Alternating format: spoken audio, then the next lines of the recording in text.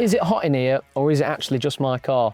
Hi, I'm Liam from Green Flag, and I'm going to be showing you a bit of a top tip on how to prevent further engine damage if your vehicle was to start overheating and there was nowhere safe for you to pull over.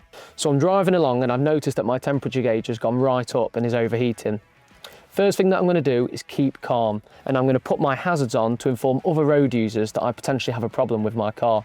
I'm then going to put my blowers on full blast and my heat on max, and put all my windows in the car down. This is going to draw any hot air away from the engine to hopefully prevent any further damage. I'm then going to find the nearest safe location to pull over and turn my car off immediately so I can go out and check what the issue is. I've just had a quick look under the vehicle and on top to see if there's any leaks or anything like steam coming out of the engine which might show that there's a leak on the coolant system. Well, I've had a look on this particular case and I can't see any leaks at all. However, on the visual checks that I've done, I've seen that my coolant is slightly low, but I'm not going to do anything about that yet. My engine has overheated and is currently really hot. Now, just to say, there is no actual time figure on waiting until your vehicle's cooled down, and there's no quick fix for this. The one thing that we would advise to do is to wait at least half an hour, go back into the vehicle, don't start it, and just put the ignition on. On the coolant temp gauge, you can then read the temperature on the dash. We can only check that coolant when the temperature gauge is right at its lowest setting. If it's still within halfway, or it still has a few dashes showing that it's still hot, please wait a further time, maybe another half an hour, and check again.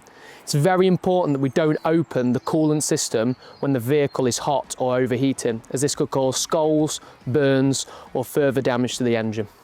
If you was to find a leak on your vehicle and you've maybe looked underneath and there was water or coolant all over the floor, please call Green Flag and we'd be happy to help. Please don't top it up at this point, as you may have maybe a coolant pipe split or something leaking on the external of the engine.